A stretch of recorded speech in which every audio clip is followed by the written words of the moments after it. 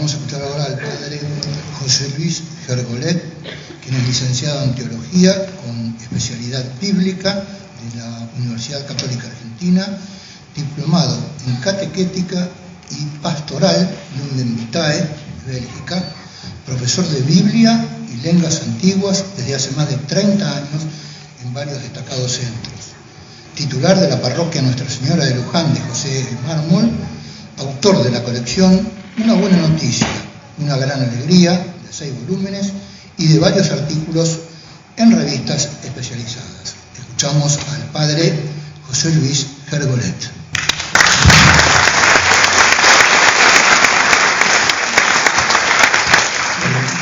Muchas gracias a todos, celebro esta iniciativa. No deja de ser una cosa promisoria que pueda armarse este espacio interreligioso. Le puse a este pequeño papel una frase, como título, una frase bíblica que se llama así, que dice así: sobre el justo recaerá su justicia. Es de Ezequiel, capítulo 18. Pero el centro, el foco de esta exposición va a estar en un texto, que después voy a leer alguna de sus partes, del primer libro de Reyes, capítulo 21, que es la historia de la viña de Nabot. Justicia social, ética pública, ¿son simplemente palabras? Evidentemente no. Ahora bien, la Biblia no es al respecto un simple código deontológico. La Biblia aborda estas temáticas desde un lugar misterioso y único: la interacción de lo humano y lo divino. Con respecto a lo humano, la Biblia lo enfoca sin anestesia, como dice en la carta a los Hebreos: la palabra de Dios es viva y eficaz y más cortante que cualquier espada de 2 filos, y dice, y es poderosa para discernir los pensamientos y las intenciones del corazón. Hasta aquí Hebreos. Detrás de los brillos del mundo, las oscuridades del alma. Y sigue Hebreos: y no hay cosa creada oculta a su vista, sino que todas las cosas están al descubierto y desnudas ante los ojos de aquel a quien tenemos que dar cuenta. No nos olvidemos que la antropología bíblica es bien unitaria, no hay oposición entre lo interior y lo exterior. El mal de la injusticia y de la guerra nace de los meandros oscuros del corazón. Decía al respecto el profeta Jeremías: nada más tortuoso que el corazón, y no tiene arreglo. ¿Quién puede penetrarlo? A lo cual responde Dios: yo, el Señor, sondeo el corazón y examino las entrañas, para dar a cada uno según su conducta, según el fruto de sus acciones. Pero el Dios del que habla la Biblia es un Dios presente y paradójicamente también ausente. La omnipresencia de Dios es tan sutil que deja al mundo en una espantosa libertad. Mi propósito será mostrar esta interacción entre lo humano y lo divino en la dramática, es decir, en cómo se va desarrollando el drama de uno de los textos que refieren, al decir de un famoso biblista español, José Luis Sicre, una de las injusticias más grandes de la historia bíblica: el asesinato de Nabot y el arrebato de su viña.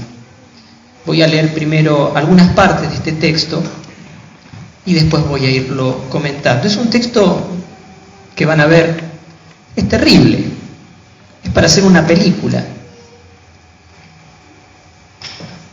Dice así: sucedió lo siguiente. Nabot, el israelita, tenía una viña en Israel, al lado del palacio de Ahab. Ahab era el rey de Israel. Ahab dijo a Nabot: dame tu viña para hacerme una huerta, ya que está justo al lado de la casa, de mi casa. Yo te daré a cambio una viña mejor, o si prefieres, te pagaré el valor en dinero. Pero Nabot respondió a Ahab: el Señor me libre de cederte la herencia de mis padres. Ahab se fue a su casa malhumorado y muy irritado por lo que le había dicho Nabot. Se tiró en su lecho, dio vuelta la cara y no quiso probar bocado. Entonces fue a verlo su esposa Jezabel y le preguntó: ¿por qué estás tan malhumorado y no comes nada? Él le dijo: porque le hablé a Nabot, el israelita, y le propuse: véndeme tu viña, o si quieres te daré otra a cambio. Pero él respondió: no te daré mi viña. Su esposa Jezabel le dijo: ¿así ejerces tú la realeza sobre Israel? Levántate, come y alégrate. Yo te daré la viña de Nabot, el israelita. Después voy a seguir con la historia, ¿no? Esta primera parte la llamaría el deseo caprichoso del rey Ahab. El libro de los Reyes había establecido que Ahab se había prestado a hacer el mal, más que todos sus predecesores, en su triste memoria. Su esposa Jezabel también se había hecho tristemente famosa por sostener los cultos supersticiosos a los Baales. Además, se había mostrado abiertamente activa a la hora de decidir la muerte de un profeta, del profeta Elías. El lector de la Biblia es consciente de estos antecedentes negativos cuando emprende la lectura del capítulo 21. Fíjense que la palabra de Dios, que es viva y eficaz, nos enfocará en el misterio de las ambigüedades y contradicciones humanas. La justicia social y la ética pública, como sus opuestos, nacen del corazón. Fíjense que Ahab piensa desde su conveniencia. El rey quiere engrandecer su palacio y su jardín. Me pregunto, ¿tendencia autorreferencial de los detentores de poder de rodearse de signos de distinción? ¿Intenta Ahab revestir de un lujo exultante e insultante su propio vacío? Ahora bien, la lógica del poder se encuentra en este caso con una lógica cultural diferente. No busca la ostentación del poder y del prestigio, sino la fidelidad a la herencia de los padres. ¿Qué significa esa fidelidad? No te daré la herencia, líbreme el Señor de darte la herencia de mis padres. Cito aquí a la nota a la Biblia de Jerusalén, al versículo 3, dice: el patrimonio de bienes raíces ligaba al israelita con su clan y fundamentaba su derecho de ciudadanía. Además, este rincón de tierra contenía con frecuencia la tumba de los antepasados. Fíjense que este Nabot, no sabemos más de él que esto, pone a Dios como garante en su respuesta. A primera vista, no parece que la propuesta del rey Ahab haya sido apremiante, e incluso en su misma literalidad, el trato que el rey le propone a Nabot parece respetar las exigencias de la justicia. Sin embargo, dice un famoso biblista, Peter Ellis, que ni siquiera un rey podía obligar a un hombre a desprenderse de sus propiedades familiares. Por otra parte, no se nos escapa que la relación de fuerzas entre ambos actores es muy desigual. Uno es el rey, el otro un vasallo. Y aunque el rey se mostrara amable, no dejaría de ser el rey. En este caso, no habría conflicto si el vasallo de por sí adhiriera espontáneamente a la perspectiva del rey. Pero no es el caso. Nabot experimenta la propuesta como una invasión.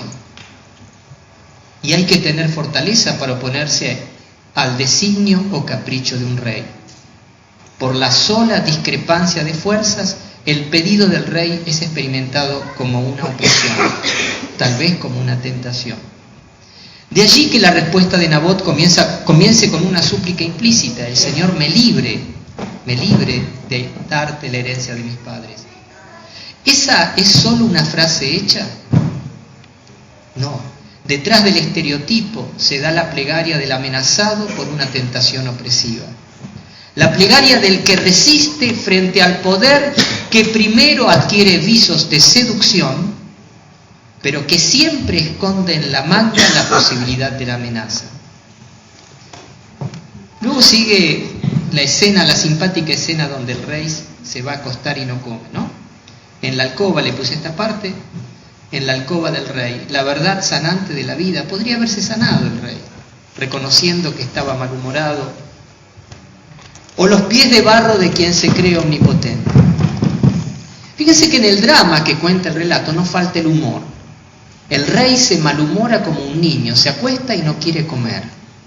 El hombre más poderoso de su reino se muestra impotente frente a la alteridad. Y su reacción es totalmente inmadura. El redactor casi llega hasta los secretos más íntimos de su alcoba y desenmascara incoherencias e inconsistencias del poder. A su vez, apunta a la distorsión mental que se va operando en el rey, su alejamiento de la verdad. Su ideología interesada lo va cegando de una verdad obvia. Todo lo que se interponga entre él y sus deseos no tiene derecho a existir porque es injusto, según su visión. Fíjense cómo se va produciendo este alejamiento de la verdad. Nabot, que era el dueño legítimo, había aludido a una cultura basada en las tradiciones más genuinas. El Señor me libre de cederte la herencia de mis padres. Ahab, al recordar estas palabras, adjudica toda la responsabilidad a un capricho de Nabot. Se dice a sí mismo, Nabot me dijo, no te daré la herencia de mis padres. ¿Habrá proyectado su propio interior sobre su vecino? Pero ese alejamiento prosigue. Al referir a Jezabel, su esposa, su diálogo con Nabot, el rey Ahab no solo atribuye capricho a Nabot, le quita a la viña su referencia histórica. Le dice a Jezabel, Nabot me dijo, no te daré mi viña. Ya no es de sus padres, ya no es una herencia, ya no legitima su ciudadanía. Fíjense que las imprecisiones lejos están aquí de ser inocentes. El contexto en el que ocurren lleva a desestimar que sean voluntarias, pero la iniquidad de los sistemas también se nutre de imprecisiones. La ideología del poder muchas veces se arroga el conocimiento de verdades como si éstas fueran reveladas. Y me permito preguntarme si diabólicamente reveladas. En medio de esta confusión, Jezabel toma una iniciativa. Primero confronta al rey. ¿Así ejerces tú la realeza sobre Israel? Y luego lo invita a levantarse. Levántate, álzate, un verbo muy conocido, cum, mismo verbo que se repetirá en los versículos 15 y 18. Y la mujer le promete, yo te daré la viña de Nabot. ¡Qué paradoja! En su hablar, Jezabel reconoce la ajenidad del bien que está por arrebatar. Actúa como quien es dueña de vida y hacienda de los otros, pero no puede dejar de referirse a lo ajeno como tal. Fíjense, ¿quieren escuchar lo que hizo la mujer? Bien, muy interesante. No tomen idea para hacerlo esto, porque realmente sería un poquito triste, pero es casi el crimen perfecto. ¿Qué hizo esta mujer? Enseguida escribió una carta en nombre de Ahab, la selló con el sello del rey y la envió a los ancianos y a los notables de la ciudad, conciudadanos de Nabot. En esa carta escribió, proclamen un ayuno y en la asamblea del pueblo hagan sentar a Nabot en primera fila, hagan sentar enfrente a dos malvados, dos hijos de Belial, según el texto original hebreo, que atestiguen contra él diciendo, tú has maldecido a Dios y al rey. Luego sáquenlo afuera y mátenlo a pedradas. El plan se ejecutó tal cual la mujer lo había pensado. Y luego de que llevan a sepultar a Nabot, baja el rey a tomar posesión de la viña. Repito aquí a José Luis Sicre. Tras la muerte de Nabot, el rey Ahab marcha a tomar posesión de la viña, piensa haber aumentado sus posesiones con ese terreno que tanto deseaba, pero el perjudicado no ha sido solo Nabot, es también y sobre todo el mismo rey. Un poco lo que decías vos, ¿no? Recién. No sé, cuando uno se vive éticamente, después ¿cómo se mira a la esposa, a los hijos? Es también, y sobre todo, el mismo rey, como le indica Elías al decirle: tú te has vendido, te has vendido. Pensás haber tomado posesión de una viña, pero te has vendido a vos mismo. Idea que repetirá en el juicio final sobre Ahab. Este contraste, dice Sicre, entre tomar posesión y venderse, refleja con profunda ironía la tragedia de los que deciden servir a Mamón. Mamón es uno de los nombres que se le da a las riquezas. Y la última parte del relato, la voy a leer brevemente. Después de que está muerto Nabot, entonces la palabra del Señor llegó a Elías el tisbita en estos términos: baja al encuentro de Ahab, rey de Israel, en Samaria. Ahora está en la viña de Nabot, ha bajado allí para tomar posesión de ella. Tú le dirás: así habla el Señor, has cometido un homicidio y encima te apropias de lo ajeno. Por eso así habla el Señor: en el mismo sitio donde los perros lamieron la sangre de Nabot, allí también lamerán tu sangre. El profeta es llamado por Dios a intervenir en la escena del crimen. La palabra que deberá comunicar es clara: has cometido un homicidio y encima te apropias de lo ajeno. Y luego le revelará que su destino y el de su esposa estará íntimamente conectado con el de la víctima. En el mismo sitio lamerán los perros tu sangre. El destino de Jezabel será todavía un poco más dramático. Los perros devorarán la carne de Jezabel. Hasta aquí Dios se había mantenido fuera de la escena. Ahora está pasando del silencio a la palabra, de la ausencia a la presencia. Son muchísimos los textos bíblicos que se fraguan en una estructura semejante. Largos silencios, inexplicables ausencias, que súbitamente ceden su lugar a una presencia maravillosa. Tal vez este patrón narrativo dependa de un patrón ontológico. Opiniones al margen. Pero también en la ausencia, distancia que favorece, pero también es la ausencia, distancia que favorece nuestra libertad. Sin esa ausencia inexplicable no se podría sostener en la historia la libertad real. Pero cuando Dios interviene por medio de su profeta, se hace justicia, se anuncia la justicia y se la realiza. Termino. La justicia social y la ética pública nacen o mueren en el corazón humano. El corazón humano, como el del rey Ahab, está habitado por las más disparatadas contradicciones: ambición, vacío, capricho, debilidad, estupidez. En el secreto de la alcoba real aparece una alianza matrimonial macabra en que se gesta un crimen perfecto con ilusión de impunidad. La alcoba es también parte del corazón, es el núcleo íntimo.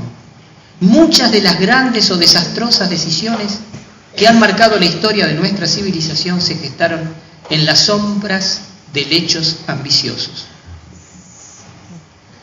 La mentira del poder viene a pergeñar el plan asesino. Un plan asesino supuestamente legitimado por grandes valores, y no los del tango. Hemos escuchado a Nabot maldecir a Dios y al rey. Hijos de Belial, vendidos de Belial, hombres que han desfigurado su rostro a fuerza de su apego a las ventajas del mal y la mentira, están prontos a secundar cualquier maldad. Mafias de ayer y de hoy. La maldad del corazón pasa luego a las instituciones. Los ancianos, los hombres sabios, testigos de Dios en medio de su pueblo, sentencian como jueces legitimados por la ley una lapidación sin derecho a defensa. Es que la seducción del poder, la voluntad de agradar al poderoso, de hacerse amigo del juez ni darle de qué quejarse, puede conducir a que se priorice la amistad con Platón más que con la verdad. Los ancianos, representantes de las instituciones, garantes de la ecuanimidad, acatan el plan real manifiestamente mentiroso e injusto y se implican en él.